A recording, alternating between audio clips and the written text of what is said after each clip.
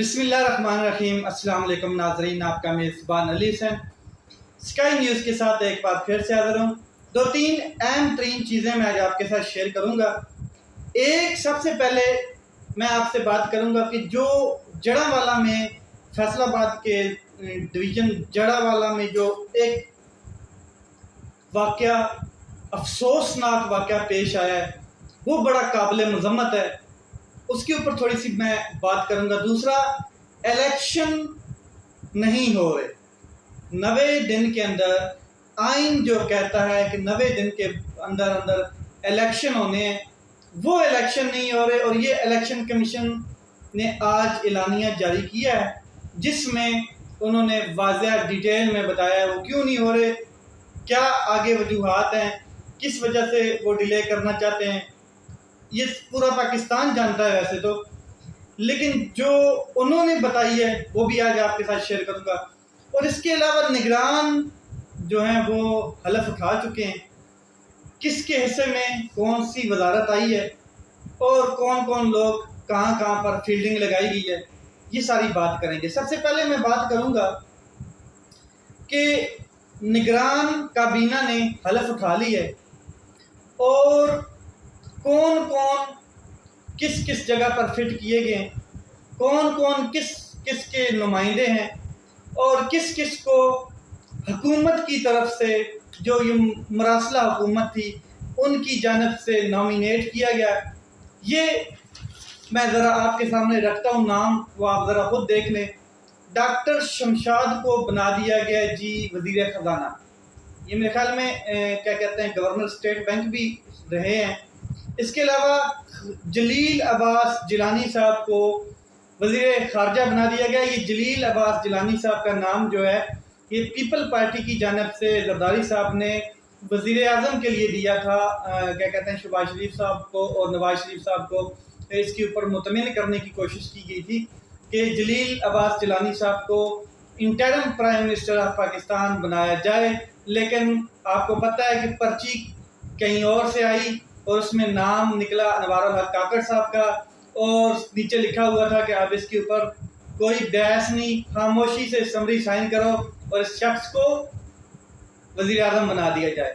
तो जलील अब्बास जिलानी साहब को वज़ीर ख़ारजा बना दिया गया। फिर ज़ाहिर है आपने जो नाम दिया है और पीपल पार्टी ने जो नाम दिया है उसकी कुछ थोड़ी बहुत अकदार तो हैं, कोई कदर तो करनी पड़ी। इसके अलावा सरफराज बुगटी साहब को वज़ारत दाखिला दे दी गई है। राना सनाउल्लाह साहब जिस सीट पे विराजमान होते थे, वो वाली सीट। इसके अलावा इरफान अहमद असलम साहब जो हैं, इनको वज़ीर कानून बना दिया गया है। और मुर्तज़ा सलंगी साहब को वज़ीर इत्तलात व नशरियात बना दिया गया है। पूरे मुल्क को पता है, पूरे मुल्क जानता है कि कौन सा नाम किस पार्टी की जानब से आया है, कौन सा नाम किधर से आया है और कौन सा नुमाइंदा किस पार्टी का है। ये जो इंटरिम सेटअप और जितने लोगों ने हलफ उठाया है, जो निगरान सेटअप में वजीर बने हैं, जो फील्डिंग लगाई गई है, वो सारी की सारी सियासतदानों ने अपनी अपनी नाम दे के सेटिंग कर ली है। इसमें पीपल पार्टी पीडीएम की तमाम जमातों के क्या कहते हैं, थोड़े थोड़े लोग डाले जाएंगे। अभी तो सिर्फ चंद लोगों ने हलफ उठाया है, आगे काबीना मजीद बढ़ेगी। उसकी रीज़न भी मैं आपको बताता हूँ क्यों।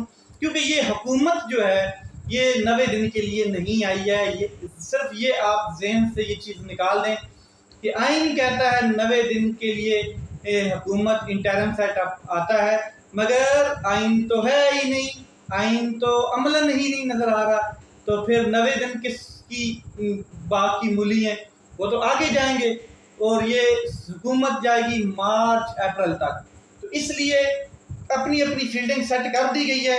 क्योंकि फील्डिंग सेट करने का मकसद एक ही है, पता है कि हमारे पास अवाम में जानने के लिए कोई बयानिया नहीं है, कोई नैरेटिव नहीं है और कोई हमने करतूत जो किए हैं उनमें से कोई अच्छा काम भी नहीं है जो हम काउंट करवाएं, जो हम प्रेजेंट करें और जो हम कौम को बताएं, जताएं कि आप इस बिहाफ पर हमें वोट दें। ऐसा कोई नहीं है। अच्छे नाम है सारे, किसी का नाम बुरा नहीं है।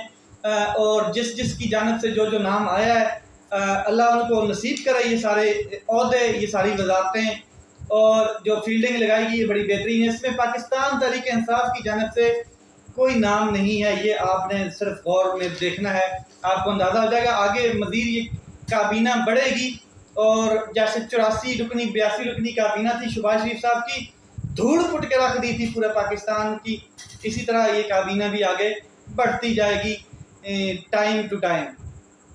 इसके अलावा जो नेक्स्ट चीज़ है वो मैं आपके साथ ज़रा शेयर कर देता हूँ कि ये हुकूमत 90 दिन के लिए नहीं आई।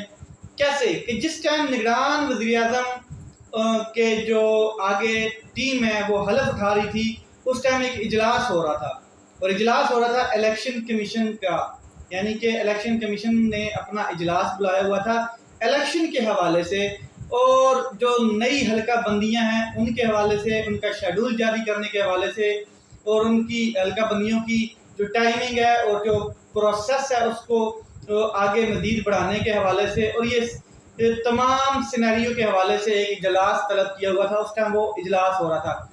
हलफ लेने के बाद जैसे ही निगरान टीम हलफ लेती है तो कुछ देर के बाद ECP की जानिब से ऐलान किया जाता है, इजलास का जो एलानिया है वो रिलीज़ किया जाता है प्रेस में। वो क्या है वो मैं आपको ज़रा बता देता हूँ। वो ये है कि जी इलेक्शन कमीशन का इजलास होता है, उसका जो इजलास है उसमें काफ़ी टाइम वो इस चीज़ के ऊपर गौर करते हैं कि इलेक्शन कब होने चाहिए। आइन कहता है कि 90 दिन में इलेक्शन होने चाहिए, लेकिन 90 दिनों में इलेक्शन पाकिस्तान में नहीं होने हैं, क्योंकि जो हालांकि ये एक आइनी काम है, आइन इसके ऊपर बड़ा स्ट्रिक्ट है, बड़ा वाज़ह है कि 90 दिन से एक दिन भी एक्सीड ना करे, लेकिन ऐलान हो गया है वो ये है कि इंतखाबात जो हैं वो नई हल्का बंदियों के तहत होंगे, क्योंकि नई हल्का बंदियाँ होंगी, मरदमशुमारी हो चुकी है कंप्लीट, और उसके हवाले से नई हल्का बंदियाँ होंगी, और नई हल्का बंदियों के बाद जाके क्या कहते हैं शेड्यूल जारी किया जाएगा, और फिर उसके ऊपर अपील्स आएंगी, वो मुकर्रर की जाएंगी, और अपील्स के बाद जाके ये क्या कहते हैं इलेक्शन की तरफ बढ़ा जाएगा। ये बहुत लंबा प्रोसेस है जी, ये एक आध महीने का प्रोसेस नहीं है। फरवरी या मार्च में कुछ स्पेकुलेशंस हैं कि लोग कह रहे हैं कि फरवरी या मार्च में या अप्रैल तक ये जा सकते हैं ज़्यादा, लेकिन नहीं जी, इसका जो टाइम लिमिट है ये किसी को दर हकीकत नहीं पता है, और अमलन ये आइन की खिलाफ वर्जी है, और आइन के हवाले से आपको बिल्कुल वाज़ेह है कि आइन तो पाकिस्तान में इस टाइम टोटली अमलन मुअत्तल हो चुका है, बिल्कुल उसकी कोई बालादस्ती, उसकी कोई वो जो क्या कहते हैं एक रिट होती है वो बिल्कुल कायम नहीं है। क्योंकि अगर होती तो आइन कहता है कि 60 दिनों के अंदर अंदर इलेक्शन होना चाहिए या 90 दिनों के अंदर अंदर, तो वो तो पंजाब असम्बली तहलील हुए काफ़ी टाइम हो चुका है, और KPK अब अगर इलेक्शन कमीशन जैसे कह रहा है कि हल्का बंदियाँ होंगी, शेड्यूल जारी होगा, मरदमशुमारी कंप्लीट होगी, या आगे अपील्स आएंगी, उनके ऊपर काम होगा, फिर जाके इलेक्शन होगा, तो ये जो दो गैर आइनी असम्बलियाँ जो तहलील हुई और दो गैर आइनी इंटरम सेटअप KPK में और पंजाब में चल रहा है, गैर आइनी हुकूमतें चल रही हैं, आइन के मुताबिक नहीं चल रही जनाब, तो आइन तो वहाँ पर ही टूट गया। सुप्रीम कोर्ट अपनी रिट कायम नहीं कर सकी, निज़ाम अदल को दबोच लिया गया उसकी गर्दन से, तो आइन कहाँ है? ये जो असम्बलियाँ हैं, ये दोनों असम्बलियाँ ये 1.5 साल तक चलती रहेंगी ऐसे गैर आइनी असम्बलियाँ। अब जो इनके खिलाफ बात करेगा, जो मीडिया के ऊपर इसके खिलाफ बात करेगा, तो उसकी गर्दन में क्या कहते हैं पटा डाल दिया जाएगा, हाथों में हथकड़ी डाल दी जाएगी, उठा के जेल में फेंक दिया जाएगा, और ऐसा रगड़ा लगाया जाएगा कि लग पते जाएंगे उसको। इसलिए ला कानूनियत है, कोई इंसाफ नहीं है, कोई आइन नहीं है पाकिस्तान में, और अगले हो सकता है 10 साल भी इलेक्शन ना हो। ये तो ताकतवर जानते हैं कि इलेक्शन कब होना है, ये वो लोग जानते हैं जिन्होंने पर्ची के ऊपर prime minister, interim prime minister का नाम लिख के शहबाज शरीफ साहब को और राजा रियाज साहब को सेंड की। खैर, मरदमशुमारी की मंजूरी के बाद दोबारा हल्का बंदियाँ करवाएं, और उसके बाद जो आईनी जिम्मेदारी है इलेक्शन कमीशन की वो ये है कि जब मरदमशुमारी हो जाए उसकी दोबारा हल्का बंदियाँ होनी होती हैं। एलानिया में ये उन्होंने कहा है। इसके अलावा उन्होंने कहा है कि आम इंतखाबात का इम्कान जो है वो 90 दिनों में बिल्कुल मुमकिन नहीं है। 14 दिसंबर तक नई हल्का बंदियों को हतमी शक्ल दी जाएगी और कौमी और सूबाई असम्बलियों के इंतखाबात नई हल्का बंदियों के मुताबिक होंगे। आप अंदाज़ा लगा लें कि 14 दिसंबर तक ये मामला खींचा जाएगा, सिर्फ हल्का बंदियों की हतमी शक्ल दी जाएगी। उसके बाद इलेक्शन होने हैं, आगे 3-4 महीने जाके कंट्रोल्ड हो गए, फिर इलेक्शन होने हैं। तो पंजाब और KPK की ये असम्बली जो है ये कम अज़ कम आगे चलती रहेगी 1.5 साल। इसके बाद लास्ट पे मैं बात करूँगा थोड़ी सी, क्योंकि जो जड़ावाला में वाक़या हुआ है क्रिश्चियन कम्युनिटी के साथ, जो एक क्या कहते हैं ग्रुप बंदी में जाके उनको तंग किया गया, उनको मारा गया, उनके घर जला दिए गए हैं सिर्फ इस वजह से कि कुरान पाक की किसी ने बरहमती की है या जलाया है।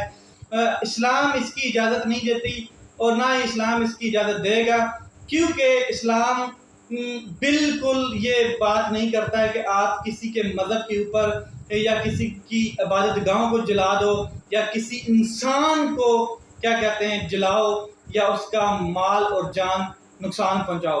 आपको याद होगा सियालकोट में भी इसी तरह किसी एक स्टिकर फैक्ट्री से निकाला गया था किसी मतलब कि गैर मुस्लिम की जानब से, तो उसको जला दिया गया था। तो ये बिल्कुल इसकी बहुत ज़्यादा मज़म्मत, जितनी मज़म्मत की जाए कम है, और ऐसा इस्लाम नहीं है। हमारा इस्लाम बिल्कुल क्लियर है, साफ़ है, वाज़ेह है और मुकम्मल है।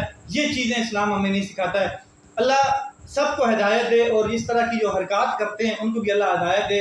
इनके खिलाफ आइन और कानून के मुताबिक बिल्कुल आइन और कानून के मुताबिक कार्रवाई होनी चाहिए। अपना ख्याल रखें, अपने भाई के इस चैनल का ख्याल रखें। पाकिस्तान जिंदाबाद।